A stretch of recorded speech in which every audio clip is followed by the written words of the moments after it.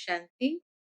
आज 16 सितंबर 2020 के मधुर महावाक्य है और आज की मुरली में बाबा धारणा की मुख्य बातें बताते हैं और उसमें भी विशेष बाबा कहे जो ऊंच पद पाने वाले बच्चों की निशानी क्या है। तो निशानियां बहुत सारी सुनाई है बाबा ने, उनकी धारणा की बातें सुनाई है।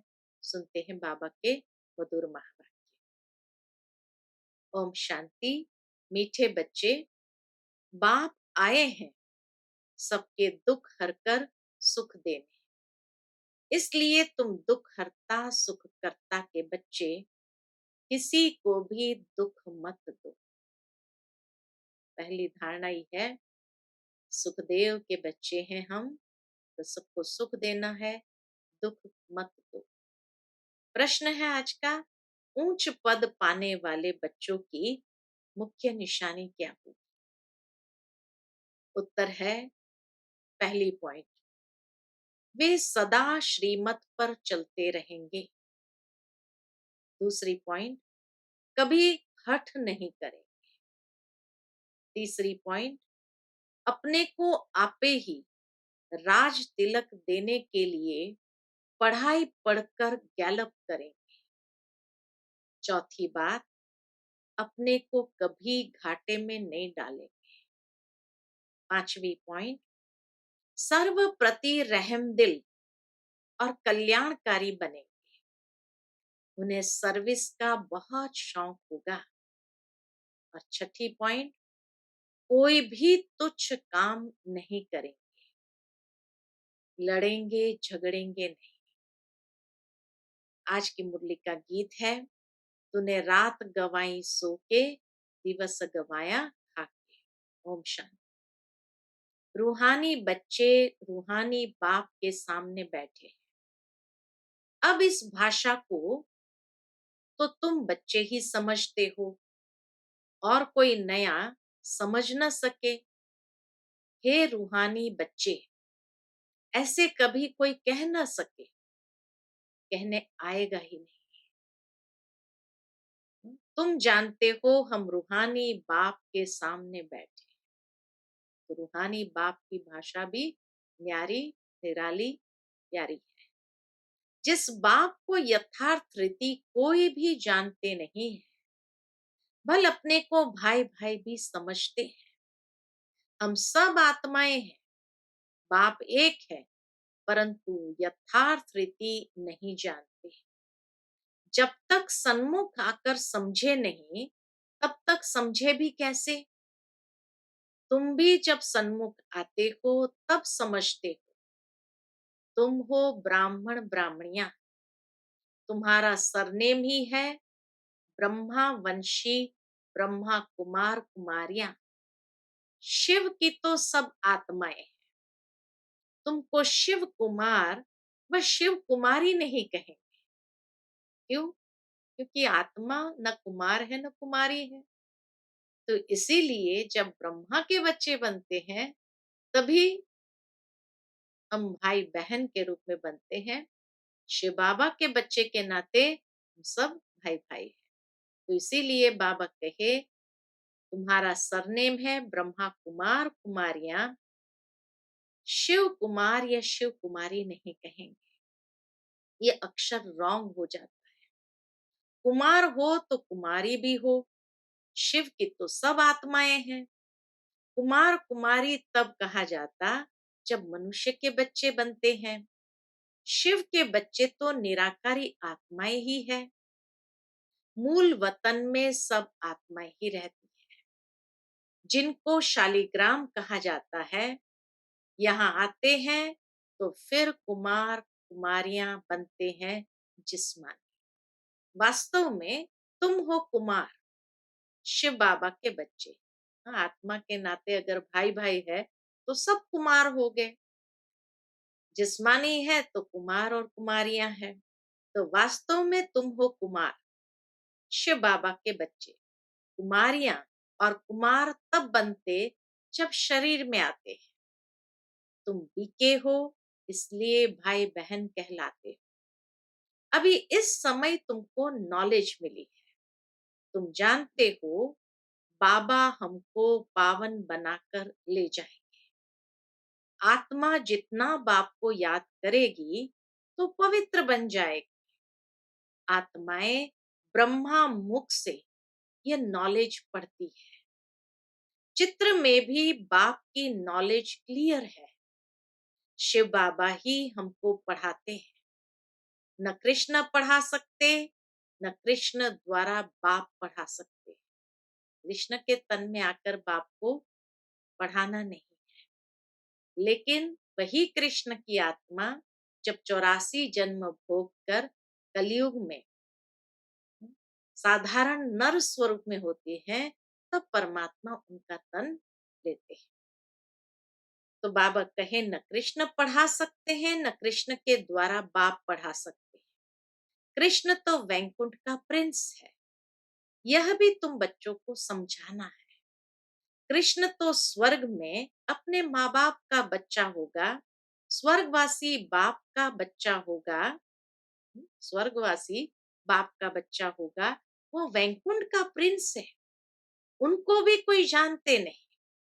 कृष्ण जयंती पर अपने अपने घरों में कृष्ण के लिए झूला बनाते हैं, वह मंदिरों में झूले बनाते हैं।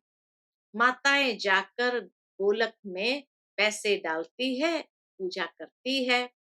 आजकल क्राइस्ट को भी कृष्ण मिसल बनाते हैं, ताज आदि पहनाकर माँ की गोद में देते हैं।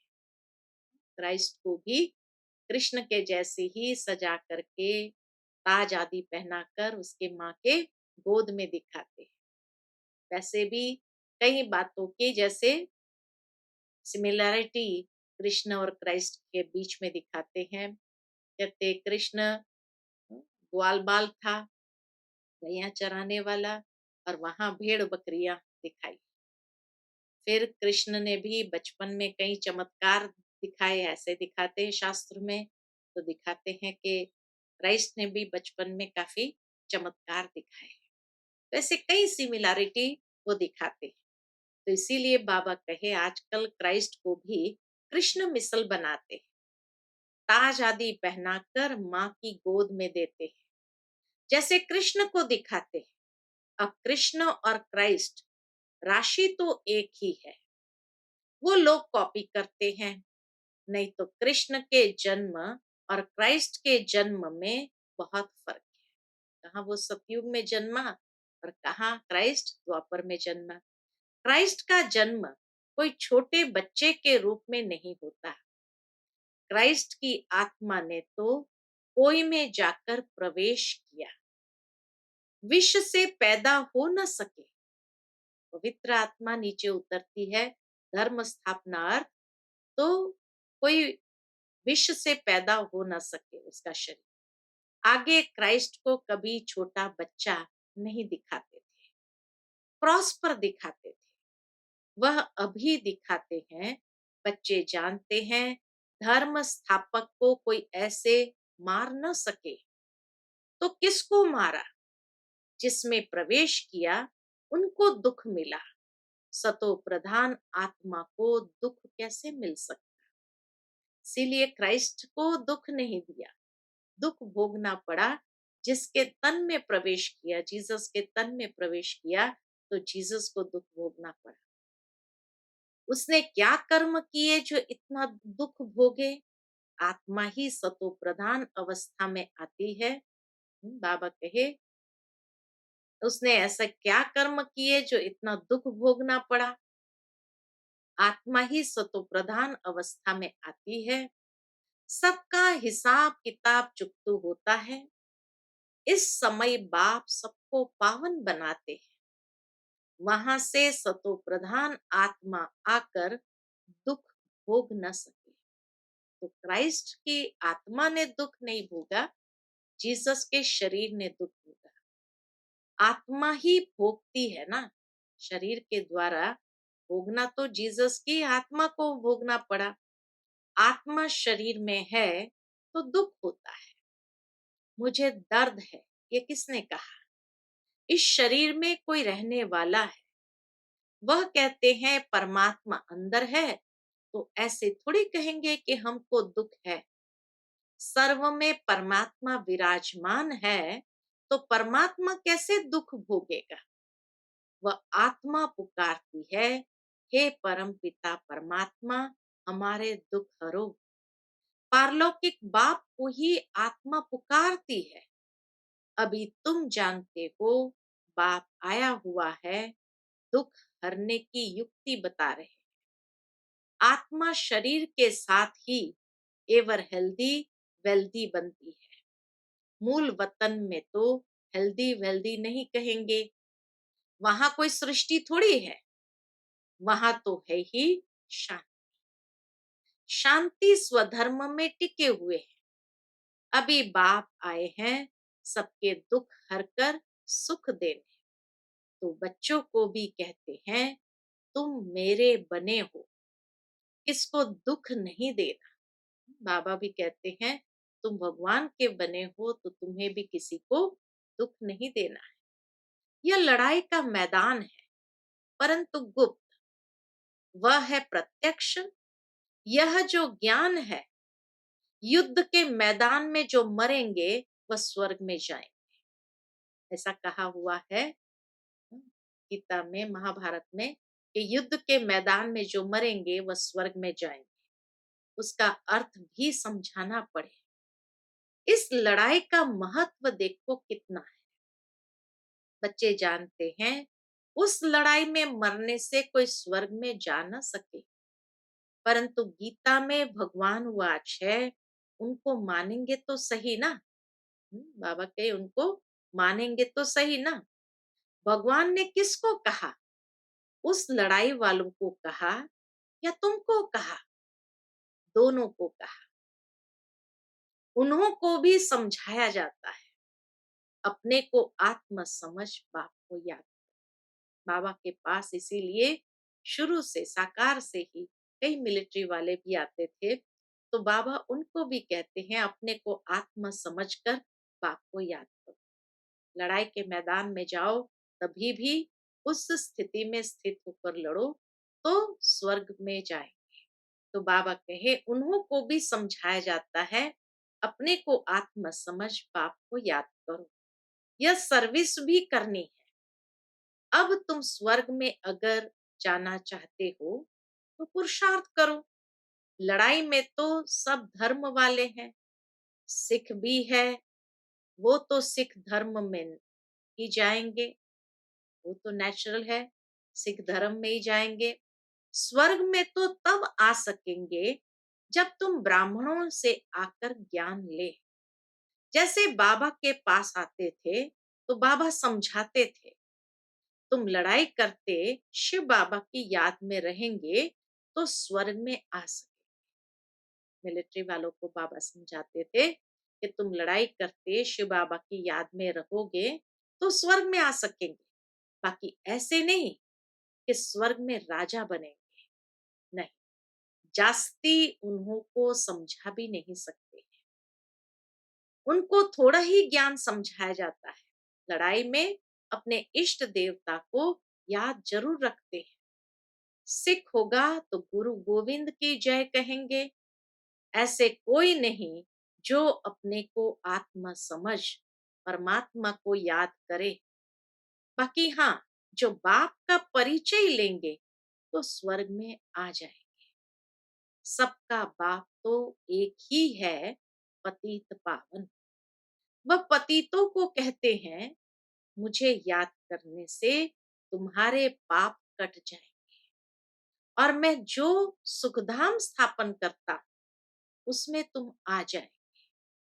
लड़ाई में भी शिव बाबा को याद करेंगे तो स्वर्ग में आ जाएंगे। उस युद्ध के मैदान की बात और है, यहाँ और है। बाप कहते हैं, ज्ञान का विनाश नहीं होता। शिव बाबा के बच्चे तो सब है।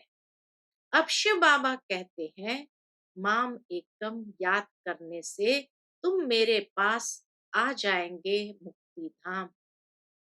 फिर जो ज्ञान सिखाया जाता है वह पढ़ेंगे तो स्वर्ग की राजाई मिल जाएंगी। कितना सहज है। स्वर्ग में जाने का रास्ता सेकंड में मिल जाता है। हम आत्मा बाप को याद करती है। लड़ाई के मैदान में तो खुशी से जाना है। कर्म तो करना ही है। देश के बचाव के लिए सब कुछ करना पड़ता है। वहां तो है ही एक धर्म। मतभेद की कोई बात नहीं। यहाँ कितना मतभेद है। पानी पर, जमीन पर झगड़ा। पानी बंद कर देते हैं तो पत्थर मारने लग पड़ते हैं। एक दो को अनाज नहीं देते तो झगड़ा हो जाता है।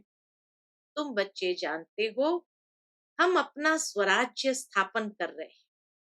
पढ़ाई से राज्य पाते हैं। नई दुनिया जरूर स्थापन होनी है। नूंद है तो कितनी खुशी होनी चाहिए। कोई भी चीज में लड़ने झगड़ने की कोई बात नहीं। रहना भी बहुत साधारण है। बाबा ने समझाया है, तुम ससुर घर जाते हो, इसलिए अब वनवा में हो। सभी आत्माएं जाएगी, शरीर थोड़ी जाएंगे। शरीर का अभिमान भी छोड़ देना है। हम आत्मा है। 84 जन्म अब पूरे हुए हैं। जो भी भारतवासी हो, बोलो स्वर्ग। भारत स्वर्ग था। जो भी भारतवासी हो, बोलो भारत स्वर्ग था। अब तो कलयुग है। कलयुग में अनेक धर्म है। सतयुग में एक ही धर्म था। भारत फिर से स्वर्ग बनना है। समझते भी है भगवान आया हुआ है। आगे चल भविष्यवाणी भी करते रहेंगे। कितनी भविष्यवाणियां बाबा ने की है, और आगे चल बाबा और भी करते रहेंगे। वायुमंडल देखेंगे ना, तो बाप बच्चों को समझाते हैं, बाप तो सभी का है ना, सबका हक है। बाप कहते हैं मैं आया हूं और सबको कहता हूं, माम एकम याद करो तो तुम्हारे विकर्म विनाश होंगे। अभी तो मनुष्य समझते हैं कभी भी लड़ाई हो सकती है। यह तो कल भी हो सकती है। लड़ाई जोर भरने में देरी थोड़ी लगती है। परंतु तुम बच्चे समझते हो, अभी हमारी राजधानी स्थापन हुई नहीं है, तो विनाश कैसे हो सकता है। अर्जुन, बाप का पैगाम ही चारों तरफ कहाँ दिया है। पतित पावन बाप कहते हैं, मुझे याद करो तो विकर्म विनाश होंगे। यह पैगाम सबके कानों पर जाना चाहिए। भल लड़ाई लगे, बॉम्ब्स भी लग जाएं, परंतु तुमको निश्चय है कि हमारी राजधानी जरूर स्थापन होनी है। तब तक विनाश हो नहीं सकता। भले बॉम्ब्स भी लग जाए, सब कुछ हो, लेकिन जब तक हमारी राजधानी स्थापन नहीं होंगी तब तक विनाश हो नहीं सकता। विश्व में शांति कहते हैं ना, विश्व में वॉर होगी तो विश्व तो खत्म कर देंगे। बाबा कहे विश्व में वॉर होंगी तो विश्व को खत्म कर देंगे। यह है विश्वविद्यालय। सारे विश्व को तुम नॉलेज देते हो। एक ही बाप आकर सारे विश्व को पलटाते अर्थात परिवर्तन करते। वह लोग तो कल्प की आयु ही लाखों वर्ष कह देते हैं। तुम जानते हो इनकी आयु पूरे 5000 वर्ष है। कहते हैं क्राइस्ट से 3000 वर्ष पहले हेवन था। इस्लामी, बौद्धि आदि सबका हिसाब किताब निकालते हैं। उनसे पहले दूसरा कोई का नाम ही नहीं। तुम अंगे अक्षर बता सकते हो, तो तुमको कितना नशा रहना चाहिए। झगड़े आदि की बात ही नहीं। झगड़ते वह है जो निधन के होते हैं। तुम अभी जो पुरुषार्थ करेंगे 21 जन्म के लिए प्रारब्ध बन जाएगी। लड़ेंगे झगड़ेंगे तो ऊंच पद भी नहीं मिलेगा। सजाएं भी खानी पड़ेगी। कोई भी बात है, कुछ भी चाहिए तो बाप के पास आओ। गवर्नमेंट भी कहती है ना, तुम फैसला अपने हाथ में नहीं उठाओ। कोई कहते हैं हमको विलायत का बूट चाहिए। बाबा कहेंगे बच्चे, अभी तो वनवाह में हो, वहां तुमको बहुत माल मिलेंगे। बाप तो राइट ही समझाएंगे ना कि यह बात ठीक नहीं है। यहाँ तुम यह आश क्यों रखते हो? यहाँ तो बहुत सिंपल रहना चाहिए, नहीं तो देह अभिमान आ जाता है। इसमें अपनी नहीं चलानी होती है। बाबा जो कहे, बीमारी आदि है, डॉक्टर आदि को भी बुलाते हैं, दवाई आदि से संभाल तो सबकी होती है। फिर भी हर बात हर बात में बाप बैठा है। फिर भी हर बात में बाप बैठा है। श्रीमत तो श्रीमत है ना, निश्चय में विजय। वो तो सब कुछ समझते हैं ना। बाबा कहे वो तो सब कुछ समझते हैं ना। बाप की राय पर चलने में ही कल्याण है। अपना भी कल्याण करना है। कोई को वर्थ पाउंड बना नहीं सकते हैं तो वर्थ नॉट अ पेनी ठहरे ना। बाबा कहे अपना भी कल्याण करना है, लेकिन अगर कोई को वर्थ पाउंड नहीं बना सकते हैं तो उसको क्या कहेंगे? वर्थ नॉट अ पेनी ठहरे ना। पाउंड बनने लायक नहीं। यहाँ वैल्यू नहीं तो वहां भी वैल्यू नहीं रहेगी। अगर यहाँ अपनी वैल्यू को बढ़ाया नहीं तो स्वर्ग में भी वैल्यू नहीं रहेगी। सर्विसेबल बच्चों को सर्विस का कितना शौक रहता है, चक्र लगाते रहते हैं। सर्विस नहीं करते तो उनको रहम दिल, कल्याणकारी कुछ भी नहीं कहेंगे। बाबा को याद नहीं करते तो तुच्छ काम करते रहेंगे, पद भी तुच्छ पाएंगे। ऐसे नहीं हमारा तो शिव बाबा से योग है, यह तो है ही बीके। शिव बाबा ब्रह्मा द्वारा ही ज्ञान दे सकते हैं।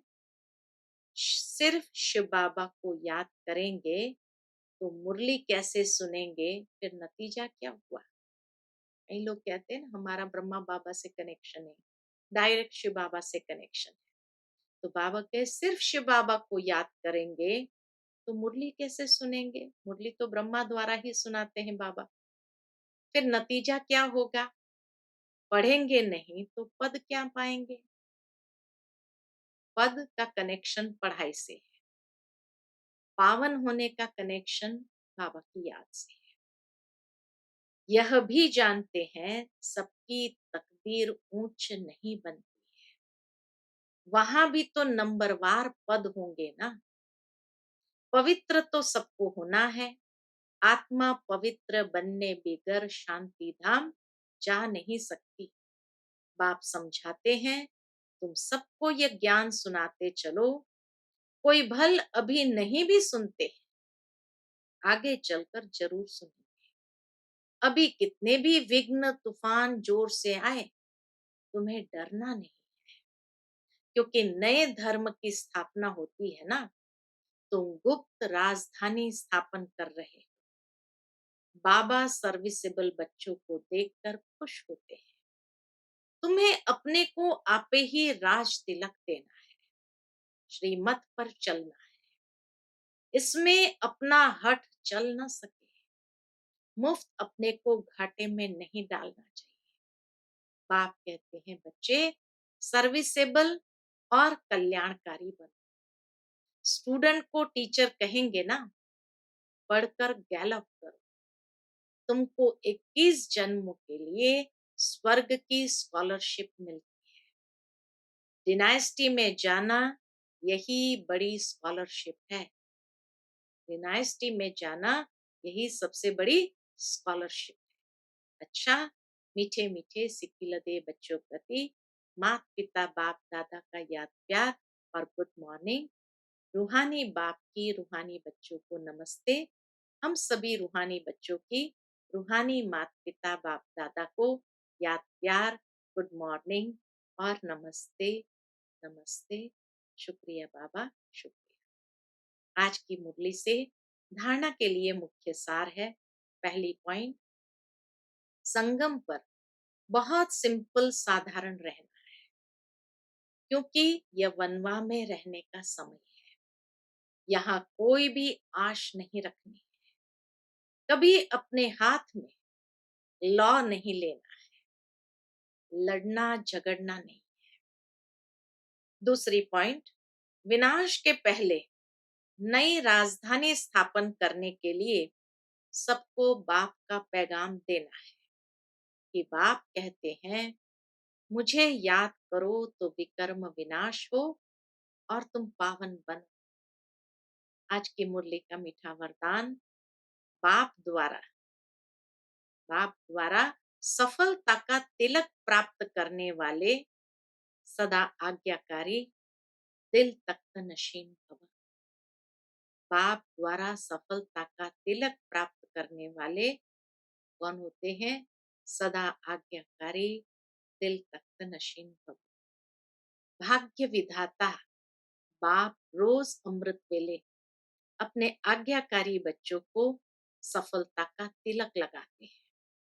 आज्ञाकारी ब्राह्मण बच्चे कभी मेहनत व मुश्किल शब्द मुख से तो क्या संकल्प में भी नहीं ला सकते। वह सहज योगी बन जाते हैं, इसलिए कभी भी दिल शिकस्त नहीं बनो, लेकिन सदा दिल तख्त नशीन बनो, रहम दिल बनो, अहम भाव और वहम भाव को समाप्त करो। आज का स्लोगन है, विश्व परिवर्तन की डेट नहीं सोचो। विश्व परिवर्तन की डेट नहीं सोचो, स्वयं के परिवर्तन की घड़ी निश्चित करो। विश्व के परिवर्तन की डेट नहीं सोचो, स्वयं के परिवर्तन की घड़ी निश्चित करो। अच्छा, Om Shanti. To watch Peace of Mind channel videos on YouTube, subscribe us on youtube.com/tvpeaceofmind. Just a click for a peaceful life.